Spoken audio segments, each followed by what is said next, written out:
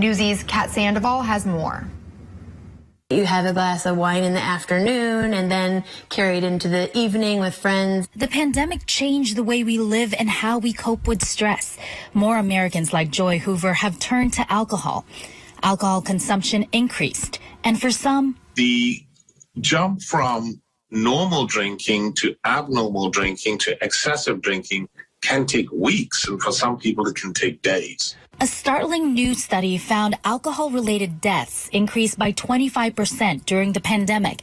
Federal researchers used death certificates to determine that drinking-related deaths rose from 79,000 pre-pandemic to about 99,000 in 2020. Alcohol use is a very easy and accessible way for us to kind of cope, and it's socially, condoned. The pandemic has made it even easier to get our groceries and even alcohol delivered with a push of a button or a click on a mouse, which can make it harder to stop. The only alcohol consumption that has no risk is zero consumption. Alcohol-related deaths are one of the hidden tolls of this pandemic.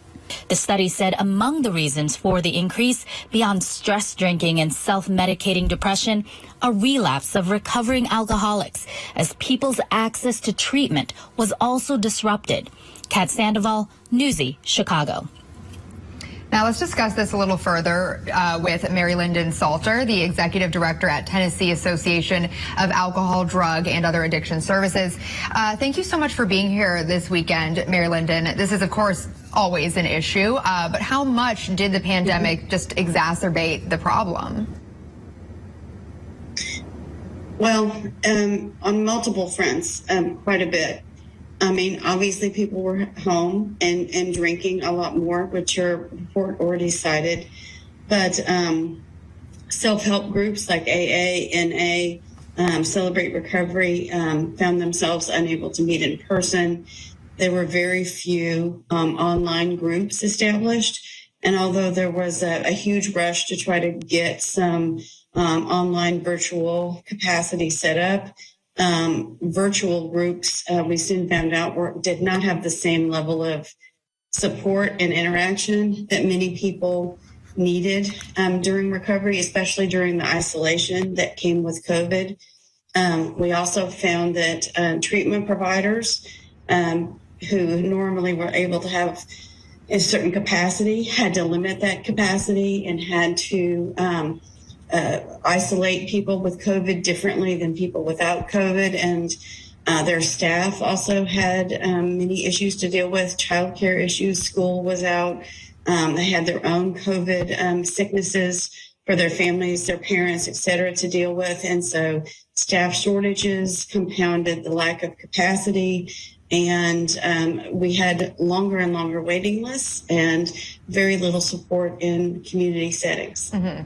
And you mentioned support a couple times. So what do you think more needs to be done as a country, as a society, to better address the issue moving forward so it doesn't get worse?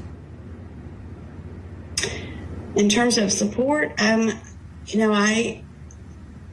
this sounds probably very simplistic, but frankly, dealing with stigma, I think a lot of support groups suffer from the fact that people don't want them in their communities.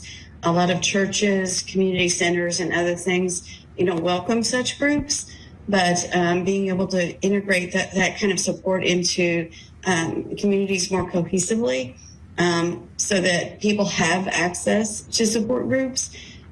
Here in Tennessee, very often, rural communities are lacking in those kinds of groups, and people travel for miles to be able to find that kind of connection.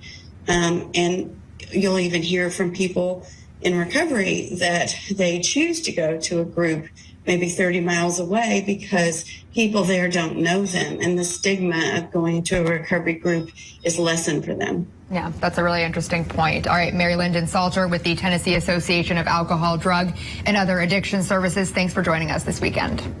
Thank you.